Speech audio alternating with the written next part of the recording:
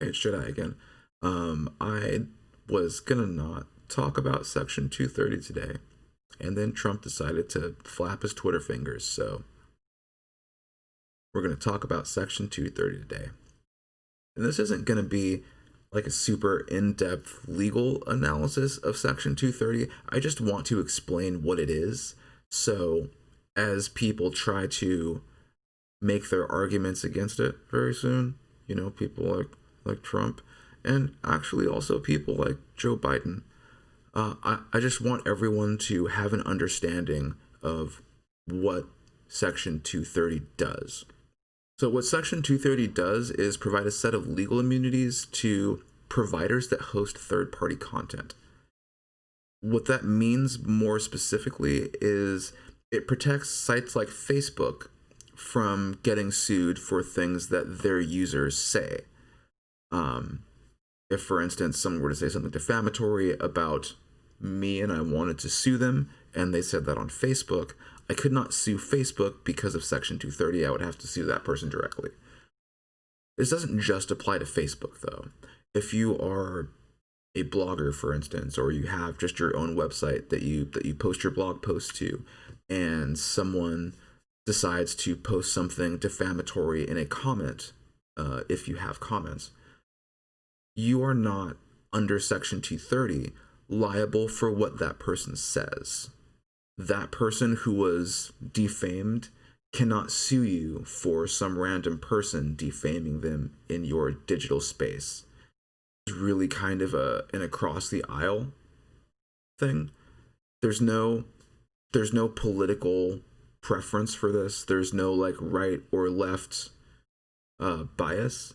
This applies to the internet, at least in America, as far as I know, as we know it. This just applies generally, right? This is what both protects Facebook and Twitter, as well as, in some cases, sites like Parler and Gab. They're all enjoying these same protections. Section 230 is also what allows these sites to moderate their own spaces. Even websites like Parler have rules that allow their moderators to remove content or terminate users as they see necessary. So issues with Section 230 aren't just coming out of the right. I want to be very clear about that. There also is some amount of problems that the left and the Democrats seem to have with Section 230. Where the right seems to be largely concerned with discrimination against conservatives on large platforms, which, by the way, is still an unsubstantiated claim. We have no evidence of that. The left seems more concerned with how Section 230 allows other types of content to continue to flourish. By other types of content, I'm talking about stuff that gets more into hate speech and revenge porn and stuff like that. Section 230 is also what protects companies from any kind of litigation when their platforms, when their digital spaces get used for these kinds of things. It obviously wouldn't be accurate to say that Section 230 is perfect by any stretch of the imagination. But it's also kind of been how the internet grew up.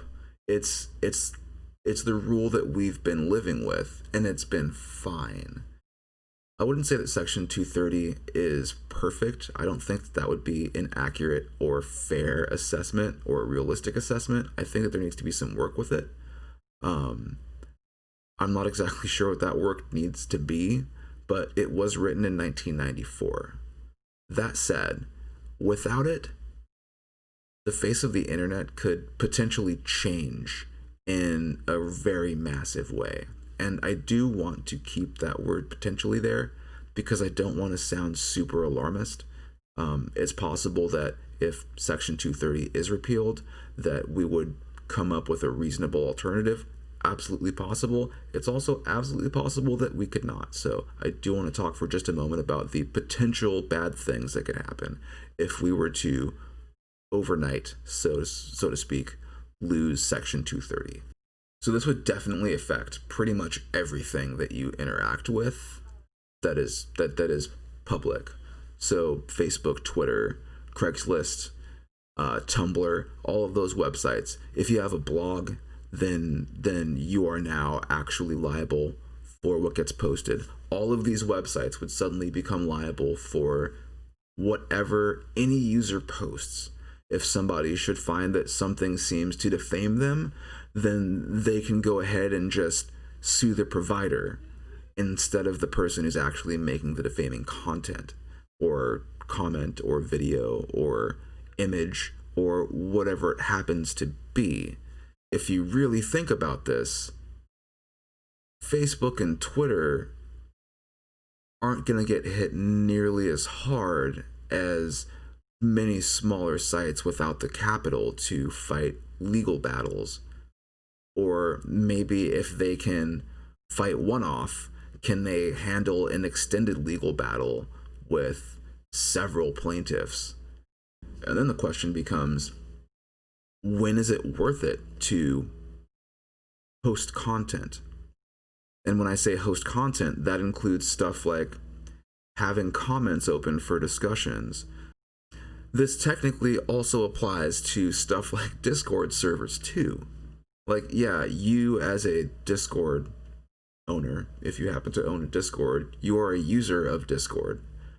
But you are also, to an extent, a provider. And right now, I'm pretty sure, and do correct me if I'm wrong, but Section 230 also protects you or them if you're not a Discord server owner. If someone in your space comes in and starts saying a whole bunch of defamatory stuff, again, you're not the person that's going to get sued. You're not the person that can get sued. They are, unless I guess you're joining in the defamation and all that stuff, because the law is still the law there. But for all the talk that this is a move to protect free speech, that it's somehow going to prevent censorship, or that it's going to prevent there from being some kind of driven narrative rather than authentic people interacting authentically with the service, what's going to happen when all of these protections are gone, if they are gone? What's the purpose of holding the discussions if the discussions become a liability? And again, I don't want to be alarmist. That's why I say this is a possibility. But the possibility looks very grim for the smallest people, the folks who want to have their own little online communities or run a forum or do simple stuff that we just don't necessarily associate with Facebook or Twitter. Because, yeah, a lot of quote-unquote small people have some technical ambitions, and Section 230 protects them. If we remove those protections, then we're really setting up an environment where unless someone has a lot of money, it suddenly becomes a huge risk for them to try to do any of those things. How is that going to help us have more open conversations on the internet? How is that not going to result in a lot of speech suddenly being silenced?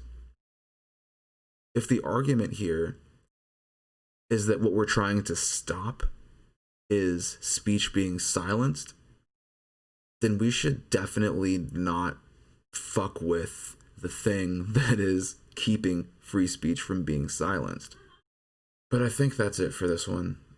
Like I said, really short, basics of Section 230. It's something you should really look up and pay attention to in the coming days, weeks, months, as there's more discussion over it.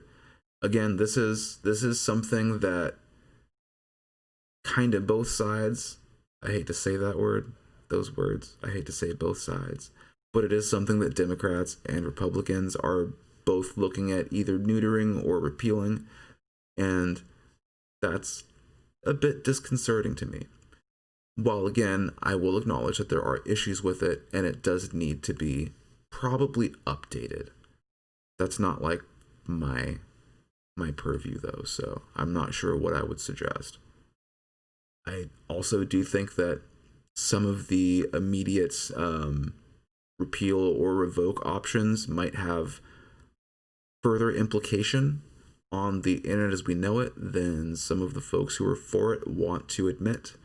And I also think that some of those folks don't understand the internet and how the internet works as much as they should, to be kind of throwing around those decisions. If you found this video interesting, if you want to see more, feel free to like and subscribe.